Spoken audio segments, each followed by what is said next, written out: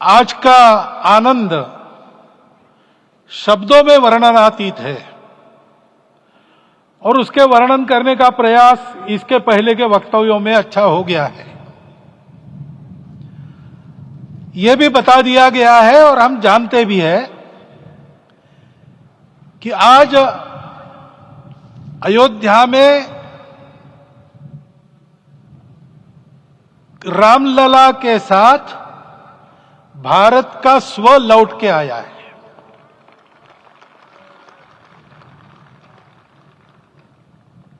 और संपूर्ण विश्व को त्रासदी से राहत देने वाला एक नया भारत खड़ा होके रहेगा, इसका प्रतीक आज का कार्यक्रम बन गया है।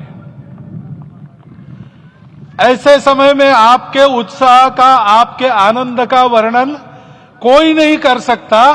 हम यहां पर अनुभव कर रहे, पूर्ण देश में यही वातावरण है। छोटे छोटे मंदिर के सामने दूरदर्शन पर इस कार्यक्रम को सुनने वाले हमारे समाज के करोड़ों बंधु वहां पहुंच न पाए, ऐसे घर घर के हमारे नागरिक सज्जन, माता भगिनी सब भाव विभोर है, सब में आनंद है, सब में उत्साह है। और ऐसे समय में जोश की बातों में थोड़ी सी होश की बात करने का काम मुझे ही दिया जाता है। आज हमने सुना कि इस प्राण प्रतिष्ठा महोत्सव में पधारने के पूर्व प्रधानमंत्री जी ने कठोर व्रत रखा। जितना कठोर व्रत रखने को कहा था, उससे कई गुना अधिक कठोर व्रताचरण उन्होंने किया। मेरे पुराना उनसे परिचय है, मैं जानता हूं वो तपस्वी है ही, परंतु वो अकेले तप कर रहे हैं, हम क्या करेंगे। अयोध्या में रामलला आए, अयोध्या से बाहर क्यों गए थे, रामायण में क्यों गए थे बाहर, तो अयोध्या में कलह हुआ। अयोध्या उस पुरी का नाम है जिसमें कोई द्वंद्व नहीं, जिसमें कोई कलह नहीं, जिसमें कोई दुविधा नहीं। वो हुआ 14 वर्ष वनवास में गए। वो सब ठीक होने के बाद दुनिया के कलह को मिटा के वापिस आए। आज रामलला वापस फिर से आए हैं 500 साल के बाद। जिनके त्याग, तपस्या, प्रयासों से ये सोने का दिन आज हम देख रहे, सुवर्ण दिवस देख रहे, उनका स्मरण प्राण प्रतिष्ठा के संकल्प में हम लोगों ने कहा, आपने सुना होगा, स्मरण किया। उनकी तपस्या को, उनके त्याग को, उनके परिश्रम को शत बार, सहस्त्र बार, कोटि बार नमन है। रामलला के यहां इस युग में आज के दिन फिर वापस आने का इतिहास जो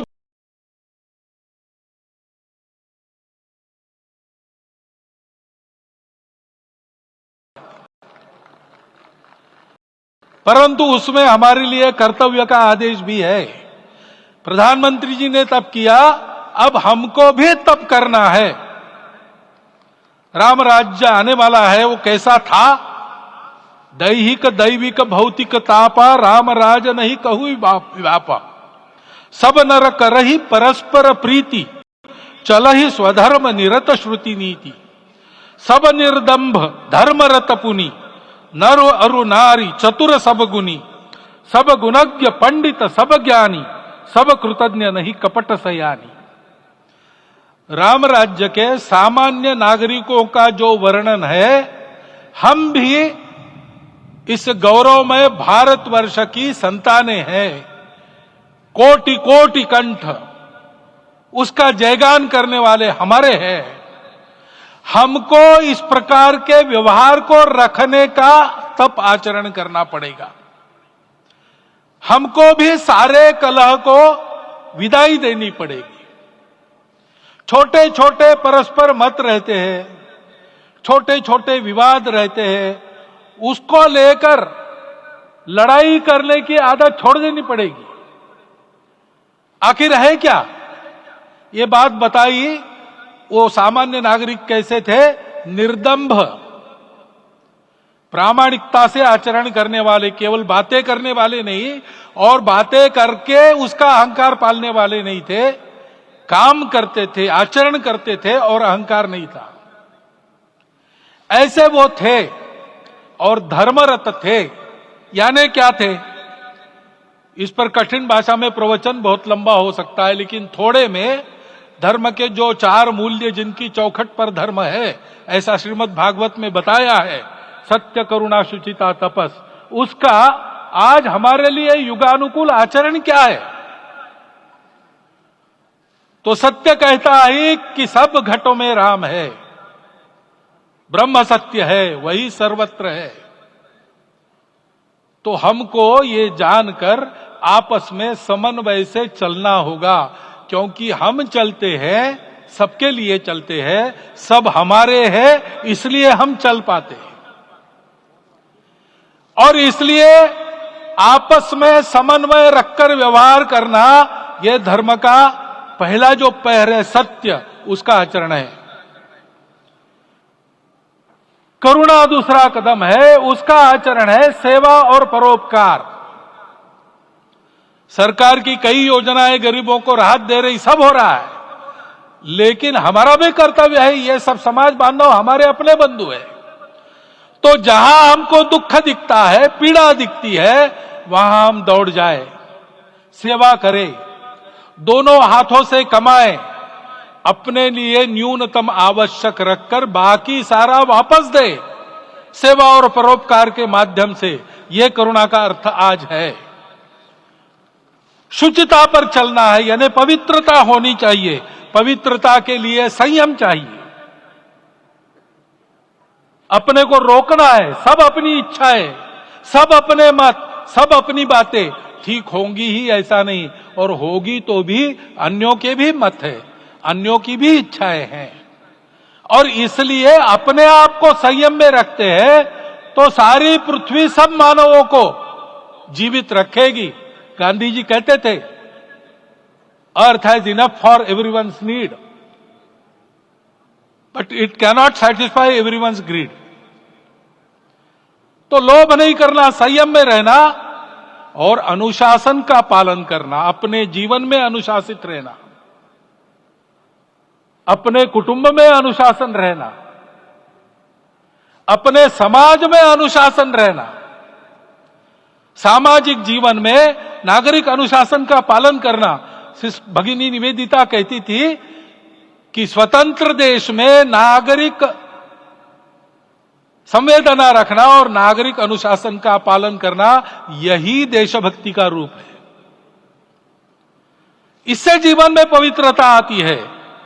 और तपस का तो मूर्तिमान उदाहरण आपके सामने आज दिया गया। व्यक्तिगत तपस तो हम करेंगे, सामूहिक तपस क्या है? संगच्छध्वम संवदध्वम संवो मनांसी जानता। हम साथ चलेंगे, बोलेंगे आपस में, उसमें से एक सहमति का संवाद निकालेंगे, एक ही भाषा बोलेंगे, वो वाणी मन वचन कर्म समन्वित होगा और मिलके चलेंगे, अपने देश को विश्व गुरु बनाएंगे। ये तपस हम सबको करना है। 500 वर्षों तक अनेक पीढ़ियों ने लगकर परिश्रम करके, प्राणों का बलिदान देके, खून पसीना बहाकर आज ये आनंद का दिन सारे राष्ट्र को उपलब्ध करा दिया। उन सबके प्रति हमारे मन में कृतज्ञता है। मैं यहां बैठता हूं तो मेरे मन में विचार आता है कि मुझे बिठाया, मैंने क्या किया? वो तो जो उन्होंने किया उसका प्रतिनिधि भी मुझे बनाया गया है। उस प्रतिनिधि के नाते मैं ये अवदान स्वीकार करता हूं और उन्हीं को अर्पण करता हूं। परंतु उनका ये व्रत हमको आगे लेके जाना है। जिस धर्म स्थापना विश्व में करने के लिए राम का अवतार हुआ था, उस धर्म स्थापना को अनुकूल स्थिति अपने आचरण में, अपने देश में उत्पन्न करना, ये अपना कर्तव्य बनता है। रामलला आए हैं हमारे मन को आह्लादित करने के लिए, उत्साही करने के लिए, प्रेरणा देने के लिए, साथ साथ इस कर्तव्य की याद दिलाकर उसमें कृति प्रवण करने के लिए आए हैं। उनका आदेश सर पे लेके हम यहां से जाए। सब लोग तो यहां आ नहीं सके, लेकिन वो सुन रहे, देख रहे। अभी इसी क्षण से इस व्रत का पालन हम करेंगे तो मंदिर निर्माण पूरे होते होते विश्व गुरु भारत का निर्माण भी पूरा हो जाएगा। इतनी क्षमता हम सबकी है। इसका मैं एक बार स्मरण देता हूं, आप सबको धन्यवाद देता हूं और मेरे 4 शब्द समाप्त करता हूं।